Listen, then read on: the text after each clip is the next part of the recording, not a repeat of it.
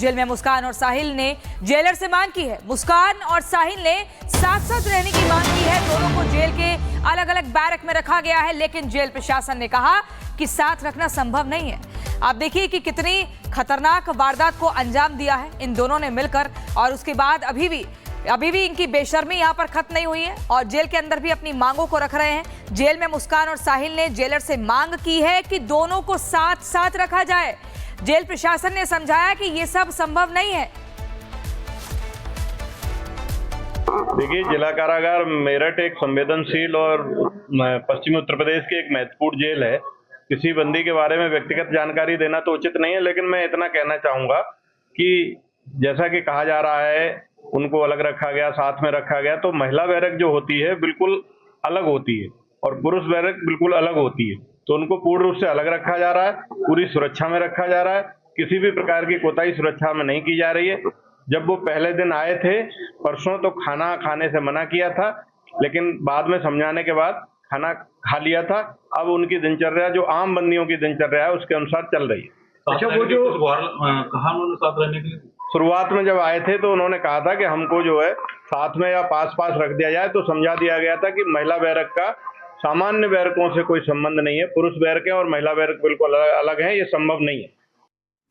तो एक तरफ पास पास रहने की मांग, खाना नहीं खा रहे थे, और दूसरी ओर सौरभ के दोस्त अक्षय ने बड़ा खुलासा किया। अक्षय ने बताया कि सौरभ ने मुस्कान से तलाक लेने की इच्छा रखी थी। वो पहले तलाक लेना चाहती थी, और इतना ही नहीं, मुस्कान को अपनी बेटी से भी कोई लगाव नहीं था। जब पता लगा कि हत्या हो गई तो पता लगा ठीक है, लेकिन हत्या के बाद ये पता लगा 15 टुकड़े कर दिए उसके। हैवानियत वाला हाल है, हैवानियत से भी बड़ी हैवानियत है ये तो। क्या बचपन के बारे में कुछ जानते हो आप सौरभ का?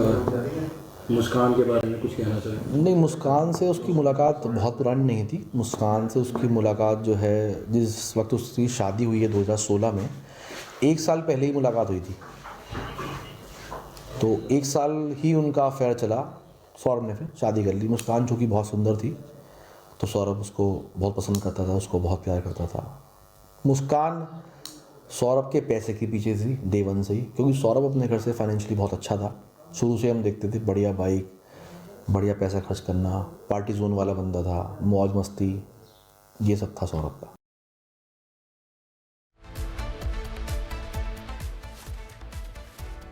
शिमला के जिस होटल में मुस्कान और साहिल रुके थे, होटल के कर्मचारियों ने कहा कि दोनों के चेहरे पर कोई शिकन नहीं थी। दोनों बिल्कुल बेखौफ नजर आ रहे थे।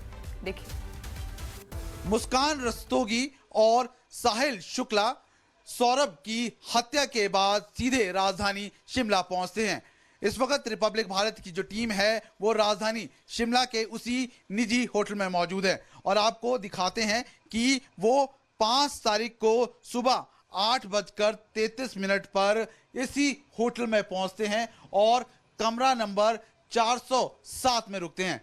फिलहाल ये रजिस्टर की एंट्री आप देख सकते हैं कि 5 तारीख को 8:33 पर वो इसी होटल में पहुंचते हैं। बाकायदा नाम लिखा गया है साहिल शुक्ला, सन ऑफ नीरज शुक्ला। वहीं पर मुस्कान रस्तोगी का भी इसमें बाकायदा नाम लिखा गया है। वहीं पर जो एड्रेस है वो तमाम तरह से एड्रेस है वो लिखा गया है। साहिल ने अपने दस्तखत है वो किए हैं, उसके साथ साथ अपना जो मोबाइल नंबर है वो भी इस रजिस्टर में एंट्री किए हैं। उसके साथ साथ आप देख सकते हैं कि 2 दिन वो इसी होटल में रुकते हैं और जो राजधानी शिमला में घूमते भी है। किसी तरह का कोई पछतावा नहीं। और 7 तारीख को करीबन दोपहर के समय वो यहाँ से कसौल की तरफ निकल जाते हैं। फिलहाल आपको बता दें कि जब वो कसौल की तरफ निकलते हैं तो हीरानगर में पेट्रोल भी भराते हैं। लगभग 2820 रुपए का जो पेट्रोल है वो भराया जाता है। तमाम तरह की जो एंट्री है वो इस निजी होटल में, इस रजिस्टर में की है। कमरा नंबर 407 में वो दोनों रुकते हैं, यानी किसी तरह की कोई शिकन नहीं। और जितनी बेरहमी से उन्होंने सौरभ राजपूत की हत्या की, उसके बाद किसी चीज का पछतावा नहीं।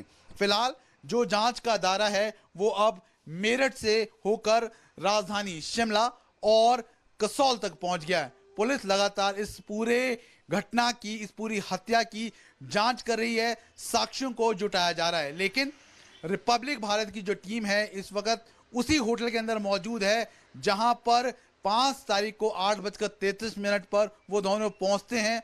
बाकायदा यहां पर एंट्री है वो की जाती है, जिसके बाद 2 दिन वो इसी होटल में रुकते हैं और 7 को दोपहर के करीब है यहां से कसौल की तरफ निकलते हैं। पुलिस सारी कड़ियों को जोड़ रही है और लगातार जो मामले की जो जांच है इस वक्त की जा रही है।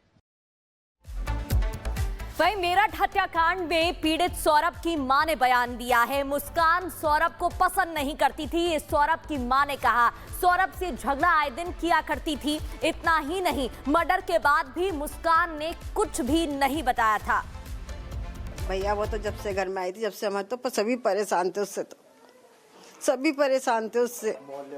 मोहल्ले वाले क्या सब क्या सभी पूछते, सभी परेशान थे उससे।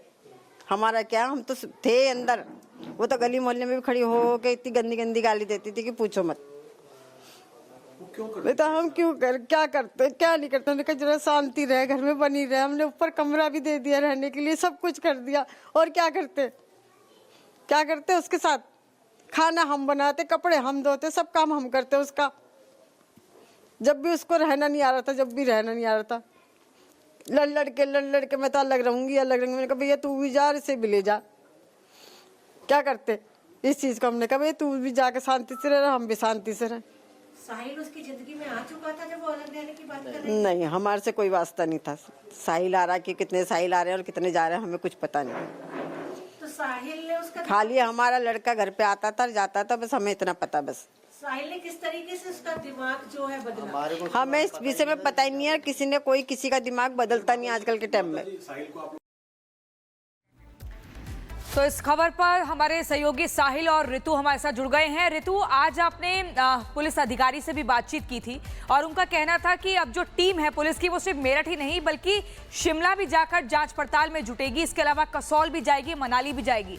किस तरीके से जांच की जो पूरा एक पैमाना है वो आगे बढ़ रहा है? बिल्कुल प्रियंका, आपने बिल्कुल ठीक कहा है। और ये जांच का पैमाना जो है वो शिमला तक आगे बढ़ चुका है, हिमाचल तक आगे बढ़ चुका है। यानी कि वो तमाम स्पॉट्स जहां हिमाचल में वो रुके थे साहिल और मुस्कान रस्तोगी, वहां पर अब लगातार जांच होगी। सबसे अहम कड़ी शिमला, कसौल, इसके अलावा मनाली हो जाते जहां पर वो होटल में रुके थे। इसके साथ साथ उन तमाम क्लब्स को भी खंगाला जाएगा, छाना जाएगा जहां पर वो पार्टी किए करते थे, और उसके अलावा होली वाले दिन वो कहाँ मौजूद थे वो भी जाँच का विषय है। इसके अलावा आपको बता दें जिस तरीके से एसपी सिटी की तरफ से जानकारी दी गई, आयुष विक्रम सिंह की तरफ से कहा गया कि एविडेंस बेस्ड इन्वेस्टिगेशन की जा रही है। यानी कि जो सबूत है उनके आधार पर ही जांच की जा रही है, सबूतों के आधार पर ही आगे जो इन्वेस्टिगेशन है उसे बढ़ाई जा रही है। खास तौर पर आपको बता दें इस वक्त मैं मौजूद हूँ साहिल के ही घर पर। आपको नजर आएगा यहाँ पर एक बड़ा सा जो ताला है वो जड़ा हुआ नजर आ रहा है। ताला इस वक्त आपको दिखाई देगा। इसके साथ साथ आपको बता दें पूरा जो इलाका है, पूरा जो ये घर है, इसे अब पुलिस ने अपने कब्जे में रखा हुआ है। साथ ही साथ ये बताया जा रहा है कि एविडेंस के साथ कोई छेड़छाड़ ना हो, इस लिहाज से यहाँ पर कदम उठाए गए हैं। इस तरफ मैं चाहूंगी आप जरा तस्वीर दिखाइए। पूरा घर जो है अब पूरी तरीके से पैक कर दिया गया है, बंद कर दिया गया है। ये आपको नजर आ रहा होगा, ये साहिल का घर है। साहिल के घर में इस वक्त पूरी तरीके से मुस्तैदी पुलिस प्रशासन की तरफ से बरती जा रही है, क्योंकि लगातार जो यहाँ से सबूत, यहाँ से जो प्रमाण है वो मिल रहे हैं। दीवारों पर जो चीजें उकेरी गई हैं, जो साहिल के घर की दीवारें हैं वो बहुत कुछ उगल रही है, बहुत कुछ बयां कर रही है। किस तरीके से आप चित्रकारी साहिल ने की थी, शिव बिल्कुल ऋतु, और पुलिस फिलहाल यहाँ पर किसी को आने नहीं दे रही है क्योंकि इन्वेस्टिगेशन जारी है। साहिल भी हमारे साथ जुड़े हुए हैं। साहिल, जितने भी बयान तमाम सामने आ रहे हैं उससे एक बात तो साफ है कि मुस्कान सौरभ के साथ रहना नहीं चाहती थी, लेकिन फिर भी रह रही थी। जी बिल्कुल, तमाम बातों को देखकर तो यही लग रहा है कि मुस्कान सौरभ के साथ ज़बरदस्ती अपने रिलेशन को आगे बढ़ा रही थी, क्योंकि हमने अभी कुछ ही देर पहले सौरभ के परिवार से बातचीत करी, सौरभ की मदर से बातचीत करी, तो उनका यही कहना था कि जब से उनकी शादी हुई थी तब से सौरभ के साथ जो झगड़ना शुरू कर देती थी और छोटी छोटी बात को लेकर झगड़ती थी और अब घर छोड़ के चली जाती थी। तो इससे बात कहीं ना कहीं ये बात जाहिर होती है कि सौरभ और मुस्कान के बीच शुरुआत से ही झगड़ा चल रहा था, लेकिन किस तरीके से इनका शादीशुदा रिलेशन चल रहा था वो बात देखने देखने वाली बात है। लेकिन जैसे ही जो आरोपी था, आरोपी की जब एंट्री होती है साहिल, तो कहीं ना कहीं इनके बीच में जो है आपसी मतभेद शुरू हो जाता है और आखिर में आके साहिल और मुस्कान सौरभ को जान से मारने की जो सोची समझी साजिश है उसको बनाते, प्लानिंग करते हैं और सही समय आने के बाद सौरभ को जो उसी के घर में मौत के घाट उतार देते हैं।